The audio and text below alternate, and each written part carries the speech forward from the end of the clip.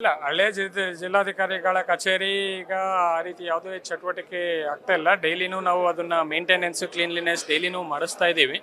ಆದರೂ ಸಹ ಅದನ್ನ ಮನೆ ಮುಖ್ಯಮಂತ್ರಿಗಳ ಒಂದು ನಿರ್ದೇಶನ ಮೇರೆಗೆ ಅದನ್ನೊಂದು ಹೆರಿಟೇಜ್ ಮ್ಯೂಸಿಯಂ ಮಾಡೋದಕ್ಕೆ ಈಗಾಗಲೇ DPR ಮಾಡಿ ರಾಜ್ಯ ಸರ್ಕಾರದ ಅನುಮೋದನೆಯೂ ದೊರಕಿ ಅದನ್ನೀಗ ಕೇಂದ್ರ ಸರ್ಕಾರದ ಒಂದು ಸೆಂಟ್ರಲ್ ಸ್ಕೀಮ್ ಸ್ವದೇಶ್ ದರ್ಶನ ನಾವು ಯೋಜನೆಯಲ್ಲಿ ಅನುಮೋದನೆಗೆ ಈಗಾಗಲೇ ಭಾರತ ಸರ್ಕಾರಕ್ಕೂ ಸಲ್ಲಿಸಿದ್ದೇವೆ.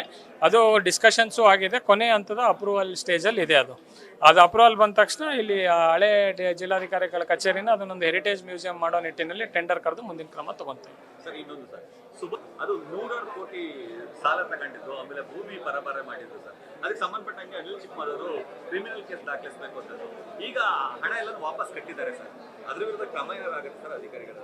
ಇಲ್ಲ, ವಿಷಯನ ಒಂದು ಸ್ವಲ್ಪ ಪರಿಶೀಲನೆ ಮಾಡಿ ಅದನ್ನ ಇದು ಮಾಡಿ ತಮ್ಮ ಗಮನಕ್ಕೆ ತರ್ತೇನೆ.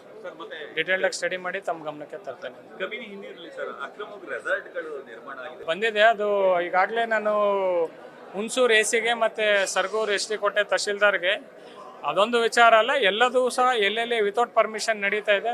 ತಕ್ಷಣ ಅದ್ರ ಬಗ್ಗೆ ಕಾನೂನು ಅನುಸಾರ ಆಕ್ಷನ್ ತಗೊಳ್ಳೋದಕ್ಕೆ ಈಗಾಗಲೇ ನಿರ್ದೇಶನ ನೀಡಿದ್ದೇವೆ. ಕೊನೆಯದಾಗಿ ಸರ್ ಮೈಕ್ರೋ ಫೈನಾನ್ಸ್ ಹಾವಳಿ ಸರ್, ಮೊನ್ನೆ ಒಂದು ಬಾಲಕಿನ ಎತ್ಕೊಂಡು ಹೋಗಿದ್ದು ಪ್ರಕರಣಕ್ಕೆ ಸಂಬಂಧಪಟ್ಟ ಇಲ್ಲ, ಅದು ಬಂದಿತ್ತು. ಅದು ಮಂಡ್ಯದಲ್ಲಿ ಆಗಿರೋ ಘಟನೆ. ಆದರೂ ಸಹ ನಮ್ಮ ಜಿಲ್ಲೆಯಲ್ಲೂ ಸಹ ತಮ್ಮ ಮುಖಾಂತರನೂ ಹೇಳೋದು, ಎಲ್ಲೇ ಮೈಕ್ರೋ ಫೈನಾನ್ಸ್ ಈಗೇನ ಒಂದು ಕಾನೂನು ಮಾಡಿದ್ದಾರೆ, ರೂಲ್ಸ್ ಮಾಡಿದ್ದಾರೆ, ಅದನ್ನ ಮೀರಿ ಯಾರಾದರೂ ಕಲೆಕ್ಷನ್ ಏಜೆಂಟ್ಸ್ ವರ್ತಿಸಿದರೆ ತಕ್ಷಣ ನಮಗೆ ಅಥವಾ ಪೊಲೀಸ್ಗೆ ಇನ್ಫಾರ್ಮ್ ಮಾಡಿ ಕಾನೂನು ಅಡಿಯಲ್ಲಿ ತುಂಬ ಈಗ ಸ್ಟ್ರಾಂಗ್ ಮಾಡಿ ಆ್ಯಕ್ಷನ್ ತೊಗೊಳಕ್ಕೆ ಅವಕಾಶ ಮಾಡಿಕೊಟ್ಟಿದ್ದಾರೆ. ಇದರಲ್ಲಿ ಆ್ಯಕ್ಷನ್ ತಗೊತೇವೆ.